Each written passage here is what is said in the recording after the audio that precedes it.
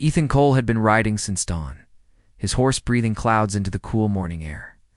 The path he followed wound through tall cottonwood trees, and the light came down in thin golden stripes that moved each time the wind touched the leaves. Ethan was tired, dusty, and thinking only about getting home before dark. He had been checking the far fence line of his ranch, and the long ride back felt heavier than usual. His canteen was nearly empty, and his horse needed water even more than he did. So when he finally heard the soft sound of running water nearby, his shoulders relaxed. A creek meant a short break, a drink, and a few quiet minutes before finishing the long ride. He guided his horse toward the sound. Ducking under branches and pushing through thick brush, he expected the area to be empty like it always was. That part of the land was quiet, visited only by deer or birds. Ethan had no idea that someone else was already there. He thought only about water and letting his horse rest. When he stepped through the last patch of brush and reached the clearing, everything changed in one instant. A young Apache woman stood at the edge of the stream, her clothes partly washed and laid over a rock to dry. She had just pulled her dress back over her shoulders, but it wasn't fully tied yet. The sunlight touched her skin, and the breeze lifted her long, dark hair. For a heartbeat, both she and Ethan froze. Her eyes widened with shock. Ethan's heart dropped into his boots. He hadn't expected to find another person there at all, especially not someone caught in such a private moment. He quickly turned around, eyes on the ground, and raised his hands to show he meant no harm. "I'm sorry," he said at once, keeping his back to her. "I didn't know anyone was here. I wasn't trying to bother you. I only came for water." The woman remained silent for a moment, and the silence felt heavy. Ethan could hear her breathing, fast and frightened. He knew she didn't trust him, and he didn't blame her. The world was full of misunderstandings, and many times these misunderstandings brought trouble that neither side wanted. Ethan stayed still, letting her have the space and time she needed. After a long pause, she finally spoke. Her voice trembled. You should not have come here." Her tone wasn't angry. It was full of fear. Ethan slowly turned his head just enough to speak, but kept his eyes turned away from her. "I swear I didn't mean to see anything. It was an accident. Please believe me." The woman finished tying her dress with quick movements, her fingers shaking. She stepped away from the water, but kept a distance between them. Ethan finally turned to face her, his eyes respectful and careful. She was young, perhaps in her early 20s, with a calm but serious face. She didn't look like someone who liked trouble. She looked like someone who wanted peace as much as he did. Her name, she later told him, was Lona. Still frightened, she looked around the trees as if expecting someone to appear at any moment. Ethan noticed how her fear increased, not decreased, now that she was fully dressed. That confused him. Usually someone felt safer once they fixed their clothing. But Lona seemed even more worried. She finally explained in a low voice, "If anyone from my camp saw you here, saw you see me like that, they will think something wrong happened." Ethan felt his stomach twist. "But nothing wrong happened," he replied quickly. "I turned around as soon as I saw you." Lona nodded but lowered her eyes. "I know, but my people will not believe that. There are old rules. Rules about moments like this. If a man from outside sees a woman in such a private moment, my people believe her honor is taken. They believe she has been disrespected. They will blame you and me." Ethan's breath caught. He knew tribes had their own traditions, but he never expected something like this. He rubbed the back of his neck nervously. "So what happens if they think that?" Her voice dropped even more. "Punishment. For both of us." Ethan stared at her, shocked. "But I didn't do anything." "They won't believe that," she whispered. "They will think I'm hiding the truth. They will think you came here on purpose." Ethan took a step back, as if trying to understand the danger more clearly. He had done nothing wrong, nothing disrespectful, yet he suddenly felt trapped in a situation he never asked for. Still, he could see that Lona was even more trapped. Her hands shook, and she kept looking at the trees, afraid her people would appear at any second. Ethan tried to calm her. "Listen, I'm not going to cause trouble. I don't want harm for you or for myself. Maybe we can talk to them." She shook her head immediately. No, they won't listen. Once the story is told, they follow the rule. They won't ask for details. Ethan's heart pounded. He looked at her again, her frightened eyes, her tense face. She wasn't lying. She wasn't making drama. She was genuinely scared for her life. That struck him deeply. I'll leave quietly, Ethan suggested. No one needs to know I was here. But Lona's fear rose sharply. If I return alone and someone saw you, they will know. The scouts go everywhere. They watch every path. If they see me alone and you close by, they will think I lied. And if they find you later, they may not give you a chance to speak. Ethan's jaw tightened. What started as a simple stop for water had suddenly become something dangerous, something that could ruin both of them. Lona hugged her arms around herself as if the world had suddenly become too heavy. I didn't mean for this to happen, she said softly. I was only washing clothes. I didn't think anyone would come, Ethan softened. She wasn't accusing him. She was trapped by her people's strict rules. He took a slow breath. I know, and I didn't mean to scare you. I don't want to see you get punished for something that wasn't your fault. A small sound came from the trees, a twig snapping. Lona stiffened instantly. Ethan turned slowly, his hand moving near his belt knot to draw a weapon, but out of instinct for danger. The sound faded, but the fear stayed. Lona whispered, If they find us standing here alone together, they will think the worst. Ethan's voice was steady. Then let's leave this spot. Somewhere open. Somewhere we can be seen talking, not hiding. She hesitated, then nodded. Walk with me, but not too close. If they see us walking calmly, maybe they won't assume the worst. They moved from the water's edge, stepping back onto the narrow trail. Ethan kept a respectful distance, giving her space, but staying near enough to show he wasn't running away or acting suspiciously. The forest around them was quiet, but Ethan kept feeling as if eyes were watching from the branches. Lona walked quickly, glancing over her shoulder again and again. Every sound made her flinch. Ethan realized how heavy the pressure of her people's rules must feel on her every day. As they walked, she spoke again, her voice shaking. You don't understand how serious this is. If they think you saw too much, they will say, I must marry you to keep my honor. If you refuse, they will punish us both. Ethan almost tripped. Marriage? Because of a mistake? Because he walked into the wrong clearing at the wrong second? But when he looked at Lona's face pale with fear, eyes filled with worry, he realized she wasn't joking. She wasn't exaggerating. These were real rules she had grown up under, rules she knew could not be ignored. Ethan felt something settle deep in his chest, a mix of responsibility, fear, and a strange calm. He had always lived by a simple rule: protect those who need protection, even when it's not his problem. And right now, Lona needed someone who wouldn't let her face danger alone. They walked farther, the trees thinning as they neared a wide field.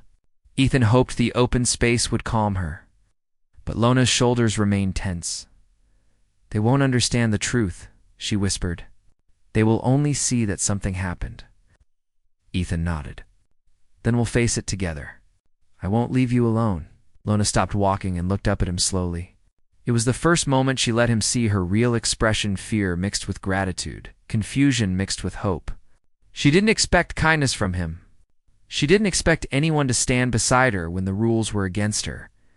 For a second, they both stood there, two strangers, caught in a situation neither of them asked for. The world around them was quiet, but their thoughts were loud. Ethan finally said, Let's take this one step at a time. We'll figure it out, I promise. And for the first time since he stepped into the clearing, Lona breathed a little easier, though fear still hung over them like a storm waiting to break. Ethan and Lona reached the open field, but the calm space did not erase the fear that hung between them. The sunlight spread across the grass, and the wind brushed softly against the tall plants, but neither of them could relax. Lona kept looking behind them, worried that someone from her tribe might step out of the forest at any moment. Ethan understood her fear, but he still hoped things would calm down. He believed that if they could just explain everything, someone reasonable would listen. But as the minutes passed, it became clear that the situation was already slipping beyond their control. They had walked only a short distance. When Lona suddenly stopped, her eyes widened as she stared at something above the hill. Ethan followed her gaze and felt his stomach drop. Two young Apache scouts had appeared at the edge of the trees, looking down at them. The scouts were young, maybe 17 or 18, and carried bows and spears. They were not warriors yet, but they took their duties seriously. And right now, they were staring at Ethan and Lona with a mix of suspicion and shock.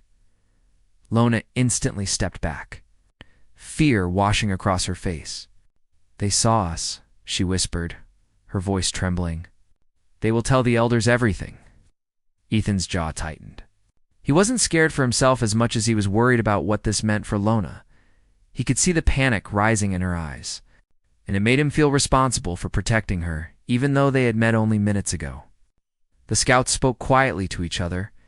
Then one of them turned and ran toward the deeper part of the woods, straight toward the Apache camp. Lona's knees nearly gave out.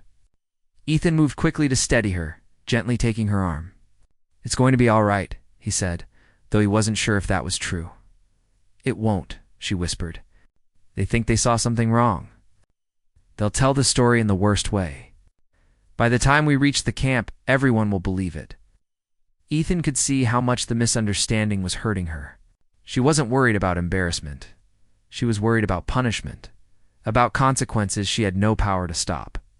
The remaining scout stood a distance away, watching them sharply. He didn't approach, but he didn't leave either. Ethan looked at Lona. "We can still talk to them. I'll go with you. I won't let you face this alone." Lona shook her head, tears welling up, though she tried hard to hide them. "You don't understand. Once a story starts spreading, it becomes the truth. They won't ask what really happened. They will follow the rule."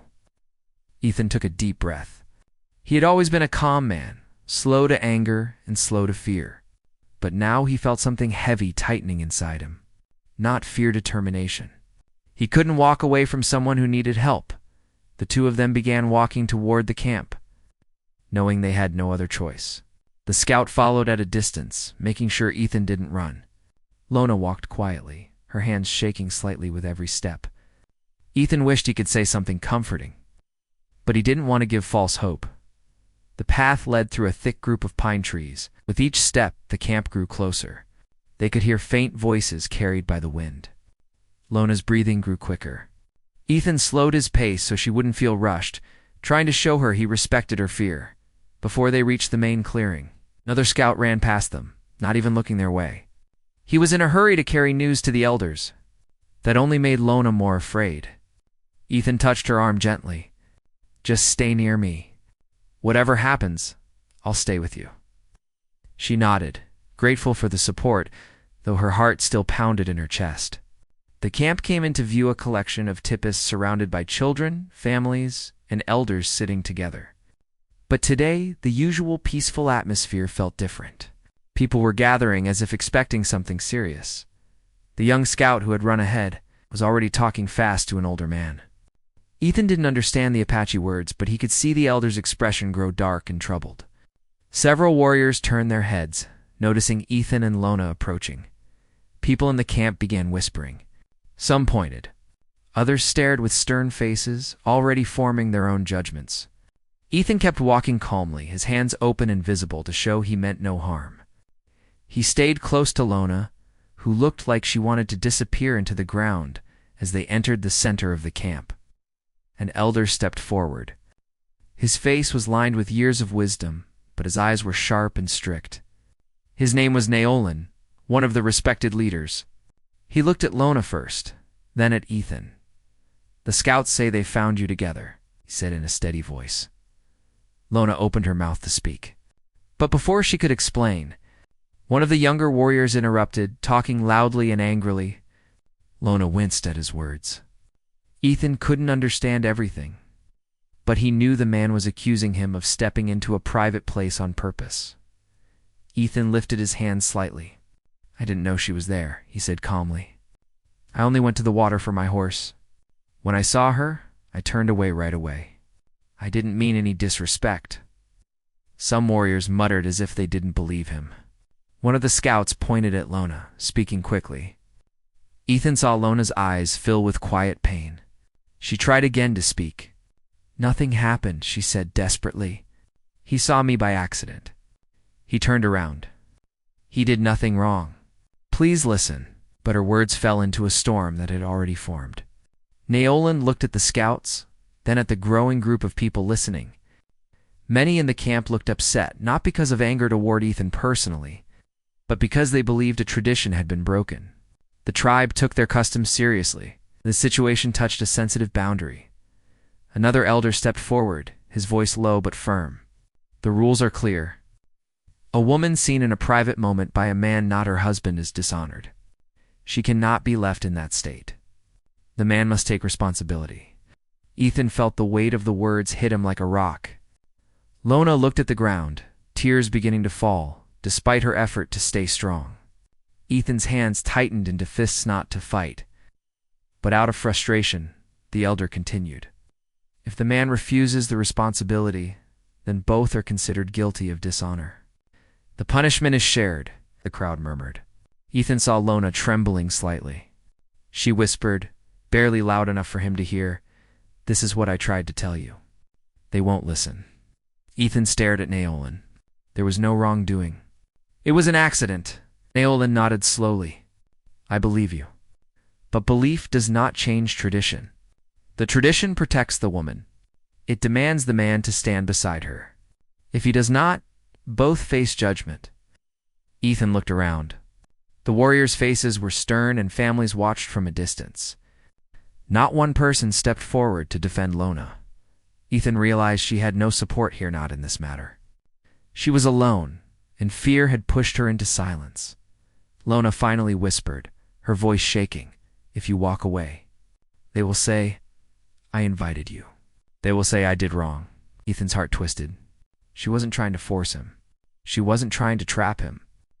She was scared for her life and her future. Naolan stepped closer.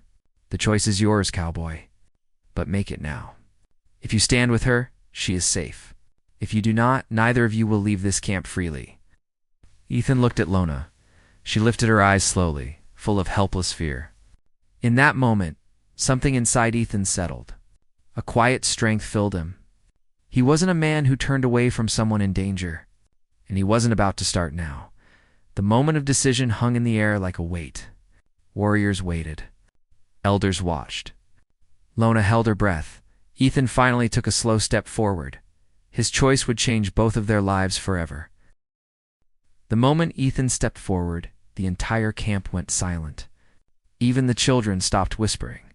The wind moved through the trees, carrying the sound of rattling leaves, but no one breathed or blinked. Everyone waited to see what the cowboy would do next. Ethan felt dozens of eyes on him, but he kept his focus on Lona, whose face was pale from fear. She looked at him with surprise, almost disbelief, because she had expected him to run the moment danger grew close. But Ethan wasn't that kind of man. He might not understand their customs completely, but he understood courage, fairness, and responsibility. Ethan stood beside Lona and faced the elders.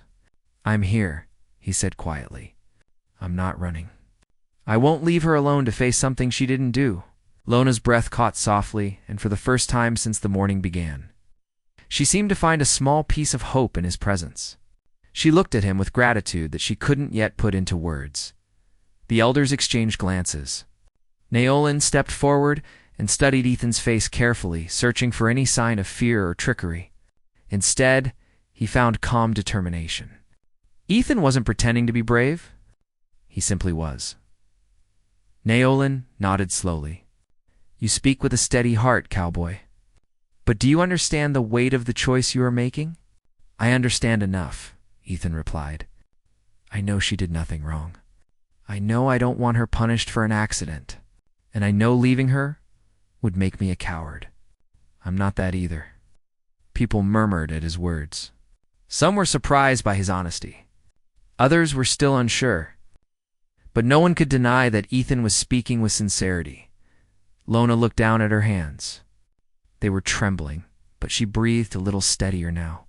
She didn't know Ethan well. She barely knew him at all but his. Willingness to stand beside her felt like a lifeline. The second elder, An older woman with long braided hair stepped forward. "The rule is clear," she said. "A woman seen in a private moment by a man not of her household is left uncovered in the eyes of honor.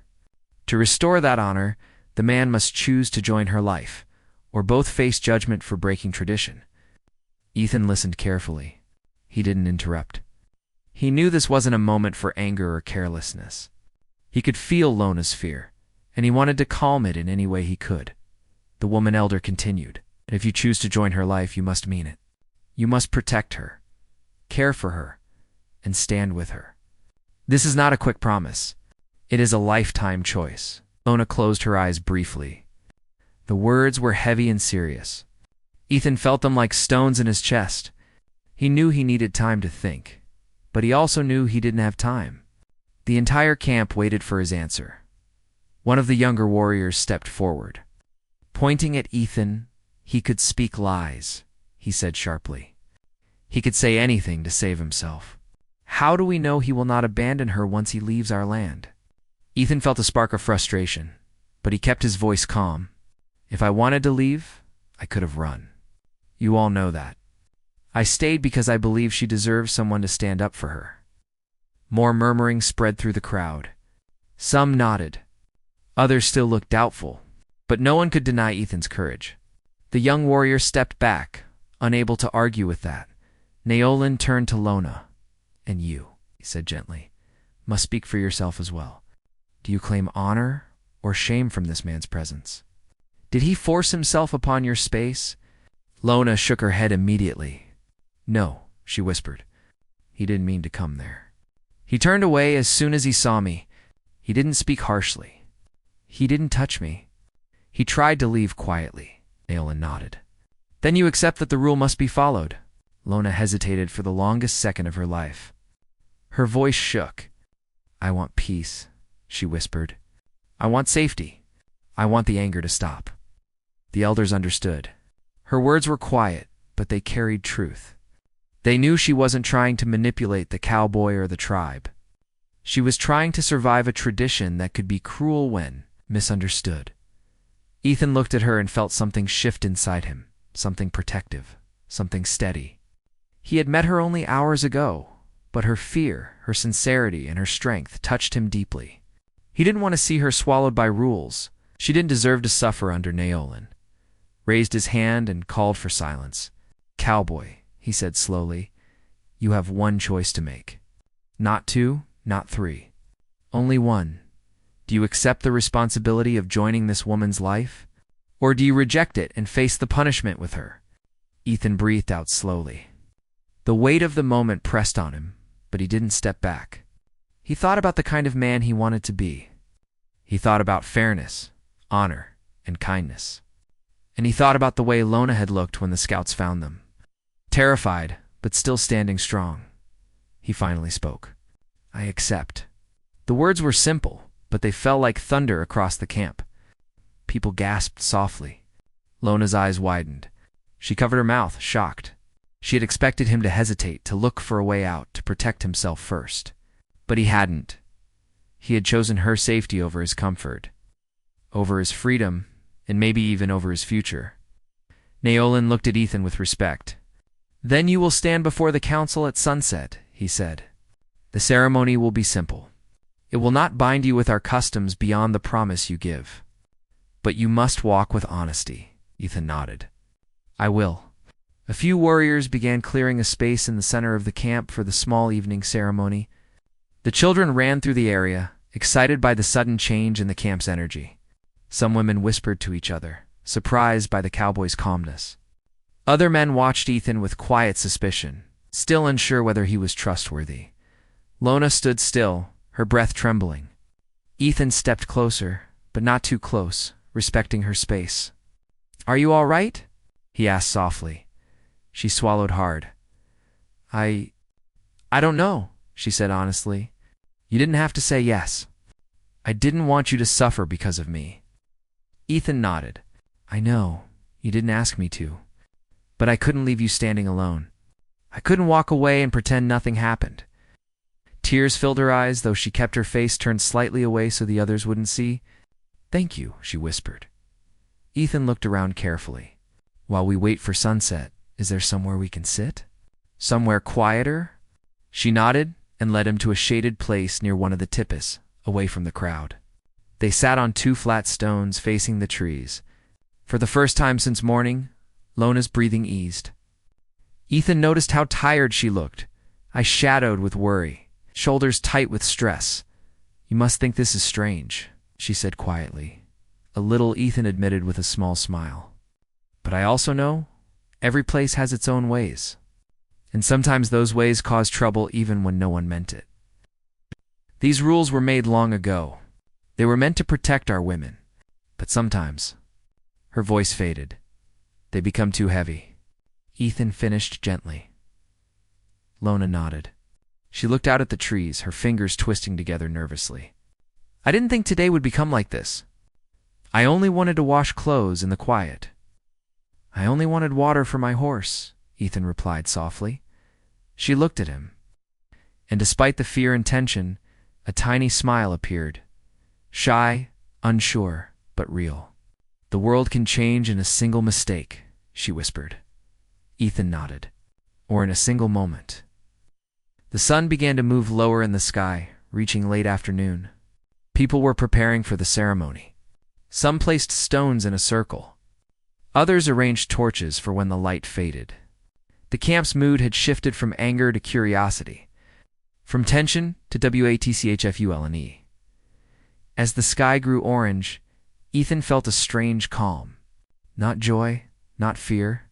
Something in between, a sense that fate had grabbed him by the shoulders and turned him in a direction he had never expected. Lona looked at the rising torches and whispered, "After today, nothing will be the same." Ethan nodded. "For both of us." And as the sun dipped toward the horizon, the tribe prepared for a union born not from planning, not from love, not from tradition, but from a moment of accident, a misunderstanding, and a cowboy's decision to stand by someone who needed him. When the sun sank lower and the shadows stretched across the ground, the Apache camp became quiet. The people gathered around the open space where the elders had prepared a small circle of stones. Torches stood on each side, ready to be lit when the last light faded. Ethan stood at the edge of the gathering, his hands relaxed, but his heart beating steadily. He had accepted the weight of the promise he was about to make, but he still felt nervous. Not because he feared the tribe's rules now, but because this moment was no longer just about avoiding punishment. Something inside him had begun to shift. He cared for Lona not as a stranger caught in trouble, but as a person whose quiet strength touched him. Lona stood a little distance away, surrounded by 2 older women who were guiding her through the simple steps of the ceremony. Her dress was neat, her hair brushed and tied with a small string of beads. She looked calm from the outside, but Ethan could see the fear still hiding in her eyes. She wasn't afraid of him. She was afraid of everything changing at once. That morning, she had woken thinking only about chores. Now she was standing on the edge of a new life with someone she barely knew. The elders called everyone to gather close. Nayland stepped to the center of the stone circle, his old voice steady and clear. "Today we join 2 lives, so no injustice falls upon them," he said. "No one forced this decision. The man stood with honor, and the woman spoke with truth. Let this ceremony restore peace to both." Ethan stepped into the circle when they called him. Lona followed a moment later, her steps slow but steady. When she stood beside him, she kept her eyes lowered, unsure how to meet his gaze in front of so many people. The crowd watched closely. Some seemed satisfied that tradition was being respected. Others still carried doubt in their expressions, but the danger of punishment had passed. Ethan and Lona were here as 2 people accepting a new bond, not as suspects facing judgment. Naolin lifted a small bowl of water from the stream, the same stream where everything had begun. He dipped a branch into it and let drops fall onto 2 flat stones placed in front of Ethan and Lona. "This water cleans the moment that brought fear," he said. "It reminds us that fear does not decide the worth of a person. Action does." Ethan felt the meaning behind those words. He hadn't known Lona long, but he had seen her courage. Even when she was terrified, she tried to protect her people's rules and speak truth. That strength made him respect her even more. The elder woman stepped forward next, carrying 2 small cords made of soft fiber. She placed one in Ethan's hand and one in Lona's. "Tie your cords together," she instructed. "Not as prisoners of rule, but as to lives choosing peace." Ethan tied his end gently. Lona's fingers trembled as she tied hers, and for a moment their hands brushed. It was a simple touch, but Lona felt something warm and steady in it. Ethan's kindness had not changed since morning. He was still careful with her, still patient. Once the cord was tied, the elders lit the torches. The flames rose softly, lighting the circle with warm orange light. The people stepped back to give space. Ethan and Lona stood together in the center, the tied cord resting lightly between them. Naolin looked at them, his eyes deep with understanding. "Cowboy," he said, "you came to our land with no plan to take a wife. But today you stand before us ready to protect one of ours. Speak your promise." Ethan took a steady breath. His voice came out calm, not loud, but clear enough for all to hear. "I promise I will not leave her alone. I will keep her safe. I will give her a home where she will not be judged for something that was not her fault. I will not turn away from her when life becomes hard. I will walk beside her with respect." Murmurs rose from the crowd. His words were simple. They carried strength that could not be doubted. Then Naolin turned to Lona. "And you, Lona," he said gently, "what do you give in return for the life you now join?" Lona's voice was soft at first. She lifted her eyes just enough to look at Ethan. "I give honesty," she said. "I give peace. I will not bring shame on him. I will walk with respect by his side. I will not speak wrongly of him. I will keep peace in his home." Ethan felt something tighten in his chest. Her words were humble, but they carried so much sincerity that he felt moved by them. Naolin stepped back. "Then the bond is formed," he said. "Not by binding, not by force, but by 2 hearts standing together to avoid injustice." The people responded with nods, some approving, some neutral, but no one objected. The ceremony was complete. Ethan and Lona had been joined according to the tribe's rules, but the moment the elders stepped away, the weight of the reality settled between them. The circle had been filled with watchers before, but now it felt like they stood alone in a quiet world. Ethan held the tied cord gently in his hand. "Are you all right?" he asked quietly. Lona nodded, though her voice trembled. "I never thought today would end with this," she admitted. "Neither did I," Ethan answered softly. "But we'll figure it out together." Lona looked at him for a long moment. She expected to feel trapped or frightened after the ceremony, but instead she felt something surprising relief. He had stood by her with steady courage. He hadn't spoken harshly or acted superior. He hadn't treated her as a burden. Instead, he had carried responsibility with calm strength. She didn't feel abandoned. She didn't feel judged. She felt safe. The older women approached and untied the cord from Ethan's hand, leaving it tied only to Lona's wrist. "Take it with you," one of them said softly. "It reminds you that he chose to help you." Ethan and Lona stepped out of the circle. The crowd slowly returned to their normal tasks, the tension finally fading from the air.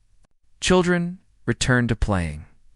Warriors returned to checking the camp boundary. The elders spoke quietly among themselves. Naolin came to Ethan one last time. "You showed great courage today," he said. "You did not run. That is rare among outsiders." Ethan gave a respectful nod. "I only did what was right." Naolin looked at Lona and placed a gentle hand on her shoulder. "Walk with him without fear," he told her. "Your life is not broken. It is beginning again." When the sky had turned dark blue, Ethan and Lona walked together toward the edge of the camp where his horse waited. Lona carried a small bundle with her belongings, only the essentials. She hesitated before climbing onto the horse behind Ethan, but he offered his hand gently, giving her time. Once she settled behind him, holding lightly to the back of his coat, Ethan guided the horse forward. The camp grew smaller behind them. The trees rustled softly as if whispering goodbyes. For the first time that day, Lona allowed herself to breathe freely. The danger was gone. The fear had loosened its grip. Ethan spoke softly as they rode. My ranch isn't big, he said, but it's quiet, and no one will judge you there. Lona rested her head slightly, not leaning on him, but close enough to feel the comfort of his voice. I don't want judgment, she whispered. I only want peace. We'll have it, Ethan promised quietly. The moon rose above the trees, silver and calm. The world felt larger now, full of unknowns, but also full of possibilities. A day that began with fear and misunderstanding ended with the start of a new life. Two strangers joined not by desire or expectation, but by honor, courage, and the promise of safety. And as the horse carried them toward the ranch, Lona felt something she had nearly forgotten she could feel: hope,